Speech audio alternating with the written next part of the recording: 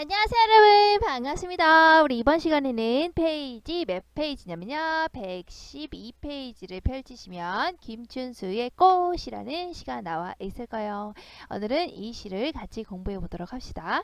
이제 옆에 이제 장정일 시인의 라디오와 같이 사랑을 끄고 켤 수 있다면 이라는 시가 나와 있을 거예요. 이 시는요 바로 지금 오늘 우리가 배우는 김춘수의 꽃을 패러디한 시라고 보시면 됩니다.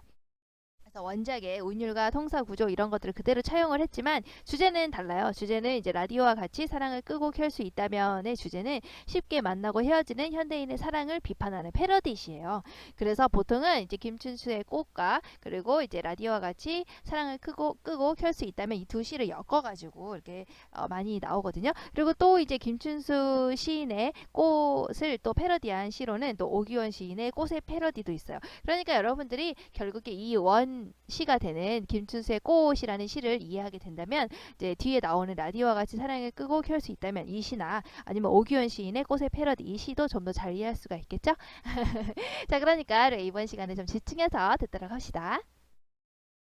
자, 그래서 이 시는요 여기 나와 있죠. 존재의 본질에 대해서 얘기한 시예요. 그래서 김춘수라는 시는요 이렇게 찾아보시면 이렇게 나와 있죠. 그래서 여러분들이 이제 많이 좀 주목해서 봐야 된다라고 하는 부분은 이제 존재의 탐구를 수행하던 시기, 이렇게 여러 시기로 3단계의 시기로 이제 이 김춘수 시인의 시 세계를 논할 수가 있는데요. 뭐 우리가 이제 특히 많이 이제 알려져 있는 부분 같은 경우에는 이 부분이죠. 그래서 꽃 그리고 꽃을 위한 서시 같은 작품들을 중심으로 하는 존재 탐구를 수행하던 시기로 이때에는 존재와 언어와의 관계를 강조했던 이 시기의 작품들을 우리가 이제 대부분 많이 공부를 합니다. 뒷부분도 나오기는 한데 그래도 이 부분에 거의 많이 주목해서 김춘수 시인의 시는 공부를 하는 것 같아요. 그래서 존재 탐구, 존재란 무엇인가, 그거와 이제 언어와의 관계 이런 것들을 이제 노래했다라고 여러분들이 배경 지식으로 가지고 있으면 좋을 것 같아요. 자, 그럼 시로 넘어갑시다. 자, 김순수의 꽃. 자, 한번 그냥 쭉 읽어볼까요? 내가 그의 이름을 불러주기 전에는 그는 다만 하나의 몸짓에 지나지 않았다. 내가 그의 이름을 불러주었을 때 그는 나에게로 와서 꽃이 되었다. 내가 그의 이름을 불러준 것처럼 나의 이 빛깔과 향기에 알맞은 누가 나의 이름을 불러다오. 그에게로 가서 나도 그의 꽃이 되고 싶다. 우리들은 모두 무엇이 되고 싶다. 너는 나에게, 나는 너에게 잊혀지지 않는 하나의 눈짓이 되고 싶다. 자, 이게 무슨 뜻일까요? 여러분들 이 시 여기 보시면 옆에 뭔가 두 사람 사이에 어떤 의미, 뭐 이런 존재 이런 거에 관련된 시구나 라고 생각을 하시면 됩니다. 시는요 내용이 이렇게 1, 2년 묶어서 1 그리고 3년 하나 딱 묶어서 2 그리고 마지막에 4연 이렇게 딱 묶어서 3 이렇게 세 단계로 이제 나누어서 보시면 조금 더 이해하기 쉬울 것 같아요. 자, 볼까요? 맨 처음에 내가 그의 이름을 불러주기 전에는 그러면 누가 부르는 거예요? 내가 부르는 거죠. 내가 누구를 부르는 겁니까? 그를 부르는 거죠.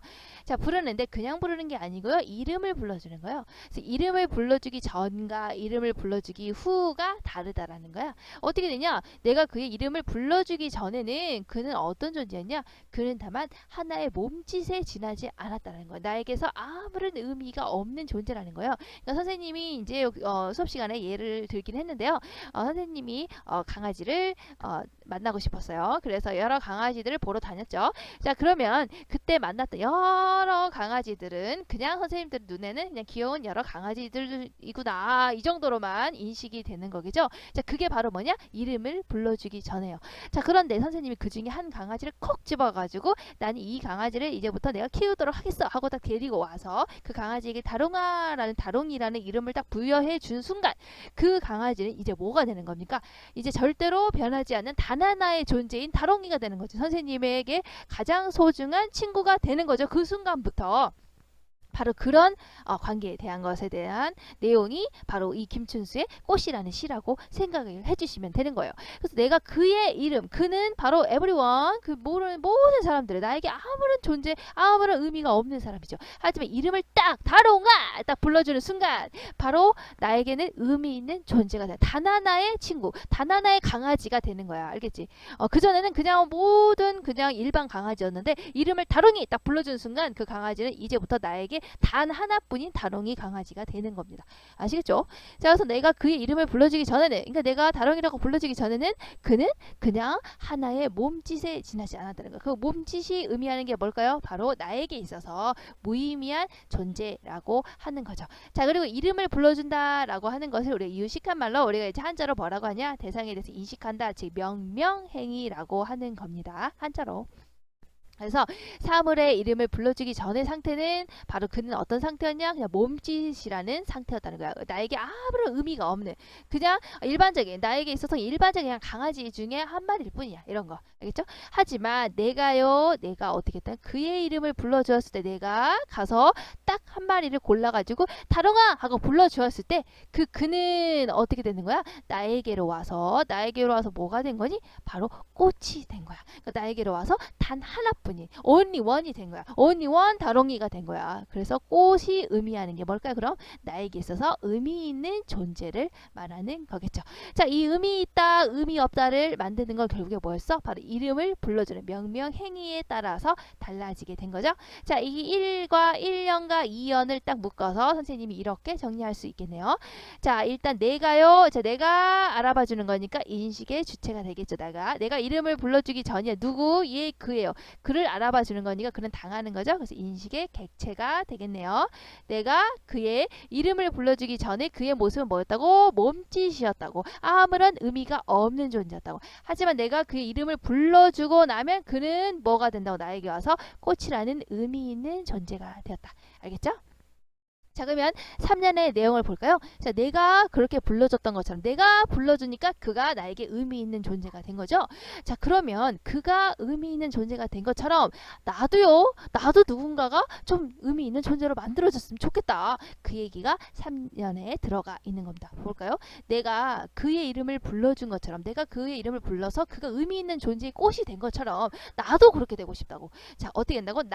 그래서 나도 누가 불러줬으면 좋겠어. 근데 그냥 불러주는 게 아니고 어떻게 불러줬으면 좋겠냐? 이 양 이름을 불러줄 거라면 내 빛깔과 향기에 맞게 불러주라. 그러니까 내 존재에 맞게, 내 존재 본질에 맞게. 이 양 부를 거면 아무렇게나 부르지 말고 내 존재에 딱 맞게, 나의 존재에 딱 알맞은 그것을 빛깔과 향기라고 표현을 한 겁니다. 그래서 빛깔과 향기에 알맞은, 자, 누군가가 불러주는 거죠. 누군가가 나에게 이름을 불러주세요. 자, 그리고 불러다오라고 표현을 했죠. 그러니까 이 사람이 원하는 게 뭐야? 이름을 불려지는 거죠. 그래서 이 사람의 소망이 들어가 있는 거다라고 볼 수가 있습니다. 자, 그래서 그렇게 되면 누군가가 내 빛깔과 향기에 알맞은 이름만 불러준다면 나는 어떻게 된다는 거야? 그 불러준 사람한테 가가지고 그에게로 가서 어떻게 되는 거야? 나는 그러면 그 사람이 나의 빛깔과 향기에 알맞은 이름을 적절하게 불러주면 나는 그에게 가서 꽃이 된다는 거. 꽃. 자, 그럼 꽃이 된다는 거, 이 꽃은 뭐겠니? 바로 의미 있는 존재를 의미하는 거겠죠. 자, 그래서 의미 있는 존재가 되고 싶은 나의 소망이 드러나 있는 부분이 3년의 내용이에요. 자, 그럼 3년의 내용을 한번 정리를 해볼까요? 자, 내가 아니고 바로 그가 주체가 되겠죠. 그나 누군가가 이름을 불러주는 거예요. 누구? 나예요. 그러니까 내가 당하는 거니까 내가 인식의 객체가 되겠죠. 그나 누군가가 이름을 불러주는 거야. 그러면 나는 뭐가 되는 거야? 바로 꽃이 되는 거죠. 의미 있는 존재가 되는 겁니다. 근데 이름을 불러줄 거라면 그냥 부르는 게 아니고 어떻게 불러달라고? 바로 빛깔과 향기에 맞게 불러주라. 누군가가 이름을 불러준다면, 나의 빛깔과 향기에 알맞게 불러주게 된다면 나도 그 사람에게 있어서 의미 있는 존재인 꽃이 될 것이다 라고 이야기를 하고 있습니다. 자, 그러면 거기 밑에 3년으로 내려갈까요? 자, 그러면 나도 이제 의미 있는 존재가 되었고 그도 의미 있는 존재가 되었어. 이거는 그나 나나 둘 사람만의 문제였죠. 하지만 모든 사람들은 의미 있는 존재가 되고 싶다. 그치? 자, 그래서 그 얘기가 여기 마지막에 4연에 나와 있어요. 자, 우리들은 다 everyone, 우리들은 어떻게 된다는 거야? 전부 다 무엇이 되고 싶다. 무엇이라는 게 그럼 뭐겠습니까? 바로 의미 있는 존재가 되고 싶다라는 거지. 의미 있는 존재가 되고 싶다. 꽃이에요, 꽃. 자, 그렇게 되면 나는 어떻게 하고 싶다는 거야. 너는 그렇지. 너는 그리고 나는 나에게 그리고 또 나는 또 너에게 서로에게 어떻게 하고 싶다고 잊혀지지 않는 하나의 눈짓이 되고 싶다. 눈짓이 의미하는 게 뭘까요? 앞에 수식하고 있는 말이 뭐야? 잊혀지지 않는 하나이지 단 사람에게 모든 사람들에게 나는 너에게 너도 나에게 자 그냥 지나가 버리는 존재가 아니고 잊혀지지 않는 존재가 되고 싶다는 거야. 그러면서도 하나의 존재가 되고 싶다는 거야. 잊혀지지 않는 only one의 존재가 되고 싶다는 거야. 누가 우리들 모두가요. 나는 너에게 너는 나에게 전부 다 의미 있는 존재가 되고 싶다라는 게 사연의 내용이야. 그럼 눈짓이 의미하는 게 뭘까? 역시 꽃처럼 바로 의미 있는 존재를 의미한다는 거 알 수가 있겠죠? 자, 그래서 사연의 내용은 우리들이 모두 그렇게 상호 의미 있는 존재가 되고 싶다라는 거죠. 그러니까 모두 앞에서 있었던 것은 나는 그에게 하고 싶고 그도 나에게 하고 싶고 이런 거였잖아. 그래서 위에서는 개인적인 소망이었다면 우리들이라고 해가지고 전체가 그렇게 원하는 거구나 하는 전체의 소망으로 확대가 되었네요. 그래서 의미 있는 존재가 되고 싶은 우리 모두의 소망을 얘기하고 있는 겁니다. 자, 그러면 사연의 내용을 정리해 본다면 어떻게 될까요? 우리들은 다 모두 다 뭐가 되고 싶다? 무엇인가가 되고 싶다. 자, 눈짓이 되고 싶다. 자, 근데 바로 무엇과 눈짓이 되고 싶지만 눈짓은 앞에 수식하고 있는 것을 보니까 잊혀지지 않는 하나의 눈짓이죠. 그러니까 잊혀지지 않는 존재가 되고 싶다. 잊혀지지 않는 의미가 되고 싶다. 그리고 여러 가지 의미가 아니고 하나의 의미가 되고 싶다. only one이 되고 싶다. 잊혀지지 않고 only one의 의미가 나는 너에게, 너는 나에게 되고 싶다. 결국 우리는 뭐 하고 싶다? 모두 상호간에 모든 사람들 상호간에 의미 있는 존재가 되고 싶다라는 내용이 담겨져 있어요.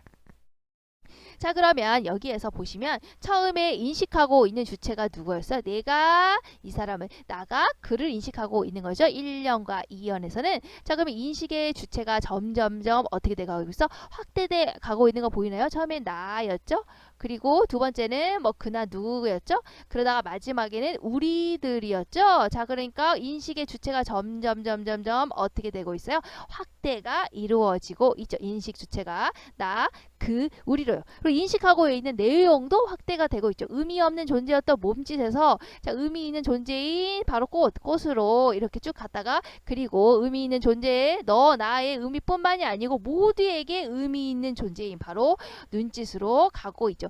자, 그리고 이렇게 인식 내용이 확장되고 있구나라고 정리하시면 되겠네요. 그러니까 인식의 주체도 바로 나, 그, 우리로 확장이 되고 있고 인식에 대한 내용도 의미 없는 존재였던 몸짓에서 의미 있는 존재인 꽃에서 그리고 확장된 의미 누구에게나 다 의미 있는 존재의 눈짓으로 이렇게 인식 내용이 확장이 되고 있구나 이렇게 정리를 하시면 되겠네요. 자, 그 다음에 정의된 부분을 볼까요? 이거는 이제 김춘수의 꽃이랑 이제 꽃을 패러디한 라디오와 같이 사랑을 끄고 켤 수 있다면 이 두 개를 이제 엮어서 설명을 한 거니까 우리는 어쨌든 이제 김춘수의 꽃을 공부하고 있으니까 이제 김춘수의 꽃에 관련된 부분만 보도록 합시다. 자, 존재의 본질을 노래하고 있다. 이제 알겠죠? 자, 그럼 볼까요? 김춘수의 꽃은 이름을 부르는 행위, 명명행위를 통해서 서로에게 의미 있는 존재가 되고자 하는 소망과 의지를 담고 있다. 서로에게 의미 있는 존재가 되고 싶다. 그것을 뭐라고 한다고? 상호 의미 있는 존재가 되고 싶다. 결국에 우리들은 모두 다 잊혀지지 않는 하나의 눈짓, 서로에게 의미 있는 존재가 되고 싶다라는 내용이에요. 자, 그러면 뒤에 내용 같이 보고 마무리 지도록 할게요. 자, 여기 갈래는 자유시고 서정시고요. 그리고 성격은 관념적. 왜냐면 이제 존재의 본질에 관련된 내용이잖아요. 그러니까 굉장히 관념적이죠. 머릿속으로 생각하는 내용이니까 관념적이고 철학적인 것도 알겠죠. 존재에 관련된 내용이니까. 그리고 상징적. 이제 보시면 뭐 몸짓이 의미하는 거, 꽃이 의미하는 거, 그리고 눈짓이 의미하는 거, 뭐 이런 거 있죠. 그런 것들이 다 상징적이죠. 자, 꽃. 그리고 이제 주제를 볼까요? 진정한 관계 맺음을 통해 서로에게 어떻게 하고 싶다고? 상호 의미 있는 존재가 되고 싶더라. 자, 그리고 반복과 변화를 통해서 시의 주제를 점층적으로 강화하고 있다. 점층이라는 것은 점점 이렇게 확장되는 거. 이렇게 층이 계단이에요. 그래서 점점 계단이 늘어나는 것처럼 이렇게 점점 이 확장되는 것을 점층적이라고 하는 겁니다. 그래서 계속 뭐 똑같은 얘기를 반복하고 있죠. 내가 그의 이름을 불러주었을 때, 또 내가 그의 이름을 불러주었을 때, 내가 그의 이름을 불러준 것처럼 뭐 이런 식으로 계속 반복하고 있는 거죠. 하지만 이제 완전히 똑같은 건 아니니까 이제 변화를 주고 있다. 그리고 이제 철학적인 의미 부여를 하고 있죠. 모두에게 의미 있는 존재가 되고 싶다라는 거. 그러면서 주지시의 특징이 잘 나타난다. 자, 주지시에서 지에는 지적이라는 거야. 그러니까 여러분들 보시면 알겠지만 이름을 불러주게 되면서 그 존재의 본질이 드러나게 된다라는 거. 내가 그에게 의미 있는 존재가 되고 싶다. 뭐 이런 것들이 굉장히 지적이잖아요. 그래서 이런 것들을 주지시라고 합니다. 자, 반대는 뭘까요? 정서를 읊은 거. 정서가 주된 거. 그런 거는 주정시라고 하는 겁니다. 자, 그러면 여기까지 하면 김춘수의 꽃에 대해서 공부를 다 했고요. 우리 다음 시간에는 제 가야한 독서 방송 최치원의 한